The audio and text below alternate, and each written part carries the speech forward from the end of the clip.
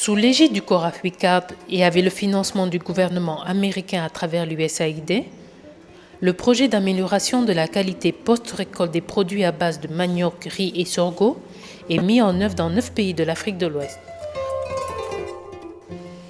Ce projet vise à améliorer le niveau de vie des producteurs et transformateurs de la sous-région. Ces derniers sont de nos jours victimes d'insécurité alimentaire et de faiblesse de revenus dues à l'utilisation de techniques de récolte, de transformation et de conditions non appropriées. Ce projet opte ainsi pour la promotion des technologies de transformation du riz, du mil sorgho et du manioc pour accroître leur valeur marchande et augmenter les revenus des producteurs et transformateurs en Afrique de l'Ouest. Au Mali, le projet post-récolte est coordonné par le Laboratoire de technologie alimentaire, LTA, sous la tutelle de l'Institut d'économie rurale, IER. Par le biais de la sensibilisation et de la formation, le projet a contribué de manière significative au développement et à la vulgarisation des technologies post-récolte.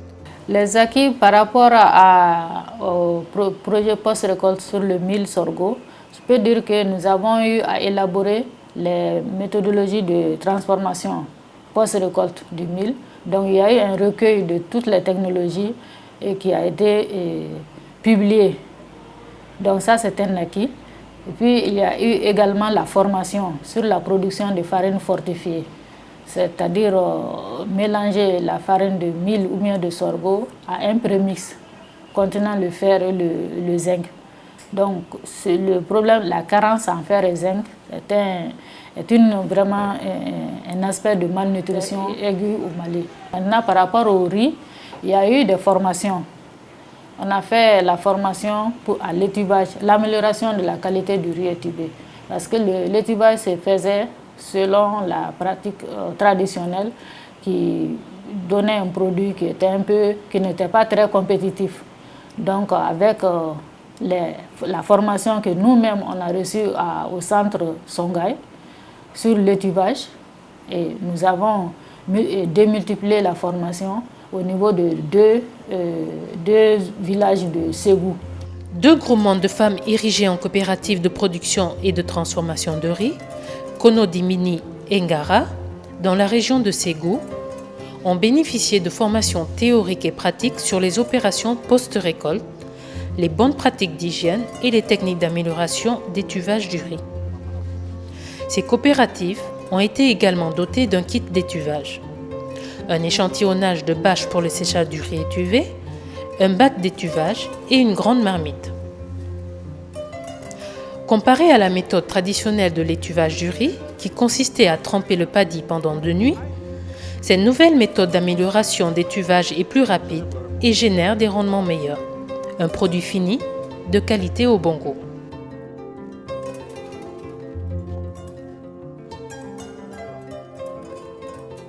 Nous sommes à une phase importante de l'étuvage du riz, le vannage. Ce travail nous permet d'avoir le paddy de bonne qualité. Ça nous permet d'enlever toutes les impuretés. Imaginez, en faisant ce vannage, ça nous a permis d'enlever tout ça de notre paddy. Des graines de mauvaises herbes, du sable, du banco et d'autres impuretés. Après le vannage, où on a enlevé une partie des impuretés, cette déjà phase permet d'enlever le reste des balles vides. Et puis, ça permet de laver le paddy, d'enlever le reste des terres là-dedans et d'enlever tout le reste du sable et des petits cailloux qui peuvent rester là-dedans. Donc, vous allez voir, lorsque la femme va finir au fond de la calebasse, on va retrouver des déchets.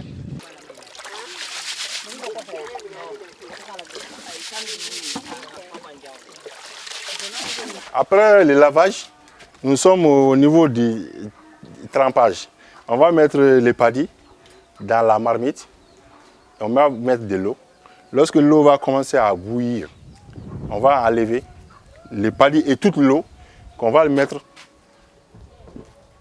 dans cette vanne et le maintenir fermé jusqu'au lendemain. Le projet, c'est bien, c'est très beau pour nous.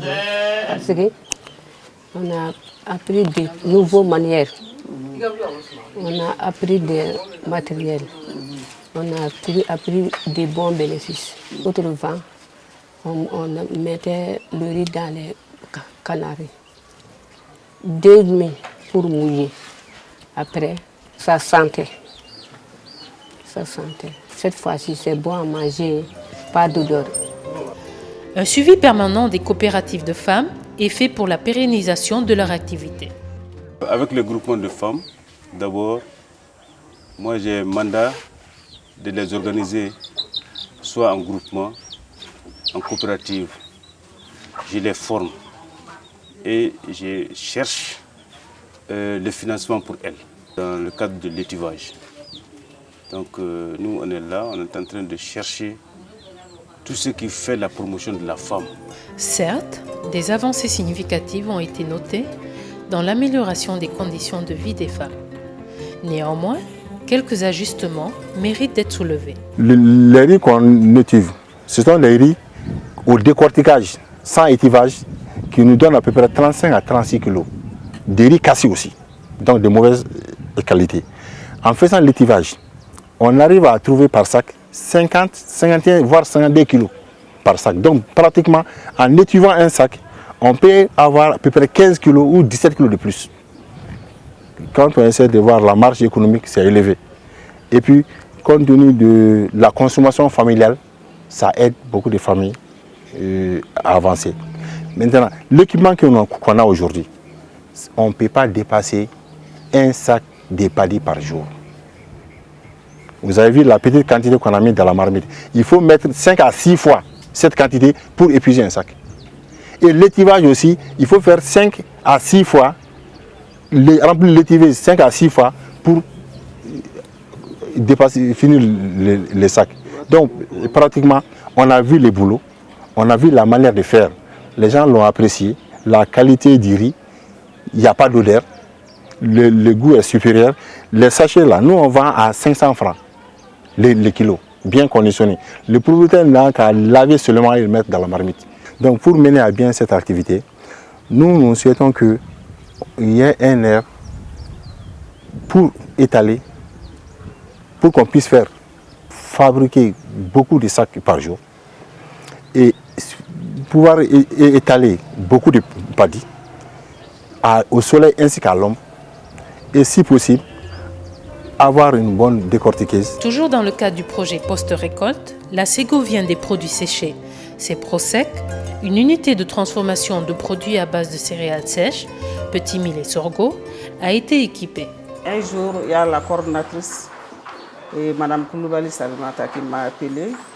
Elle m'a dit que Mme Tangara, on a une très bonne nouvelle pour vous. On a 3 équipements qu'on va vous donner. Et ces équipements sont déjà subventionnés. C'est un don du CORAF, du projet CORAF USAID.